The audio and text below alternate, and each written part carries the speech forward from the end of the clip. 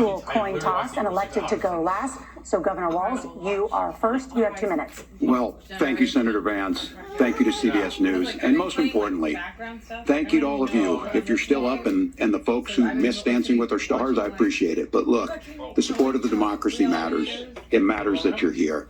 And I'm as surprised as anybody of this coalition that Kamala Harris has built. From Bernie Sanders to Dick Cheney to Taylor Swift, and a whole bunch of folks in between there. And they don't all agree on everything, but they are truly optimistic people. They believe in a positive future of this country and one where our politics can be better than it is. And I have to tell you, that better than it is the sense of optimism that there can be an opportunity economy that works for everyone, not just to get by, but to get ahead. And the idea that freedom really means something. Not the freedom of government to be in your bedroom or exam room, but the freedom for you to make choices about yourself. Now, look, we all know who Donald Trump is. He's told us, and as Maya Angelou said, believe him when he told you that. His first inaugural address talked about American carnage. And then he spent 4 years trying to maybe do that.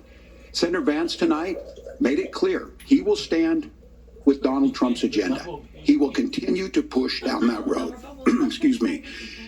Kamala Harris gives us a different option. Now, I'll have to tell you, I'm going to be careful about the quotes, but there's one that Senator Vance said that does resonate with me. He said Donald Trump makes the people I care about afraid. A lot of America feels that way. We don't need to be afraid. Franklin Roosevelt was right. All we have to fear is fear itself. Kamala Harris is bringing us a new way forward. She's bringing us a politics of joy. She's bringing real solutions for the middle class, and she's centering you at the heart of that.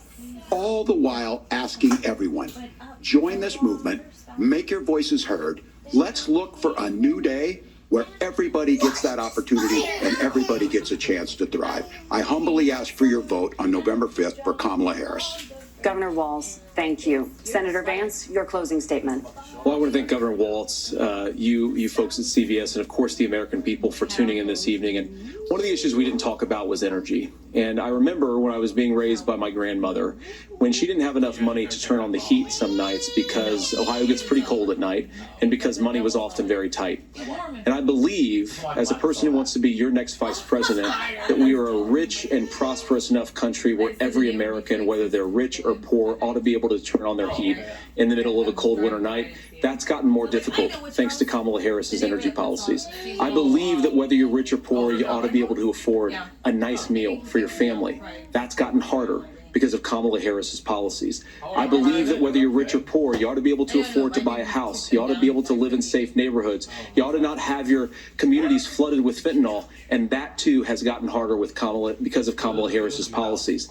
Now, I've been in politics long enough to do what Kamala Harris does when she stands before the American people and says that on day one, she's going to work on all these challenges I just listed. She's been the vice president for 3.5 years. Day one was 1,400 days ago, and her policies have made these problems worse. Now, I believe that we have the most beautiful country in the world. I meet people on the campaign trail who can't afford food, but have the grace and generosity to ask me how I'm doing and to tell me they're praying for my family. What that has taught me is that we have the greatest country, the most beautiful country, the most incredible people anywhere in the world.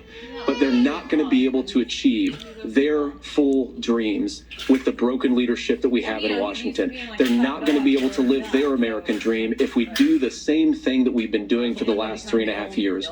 We need change. We need a new direction. We need a president who has already done this once before and did it well. Please vote for Donald Trump. And whether you vote for me or vote for Tim Walz, I just want to say I'm so proud to be doing this, and I'm rooting for you. God bless you, and good night. Senator Vance, thank you. And thank you both for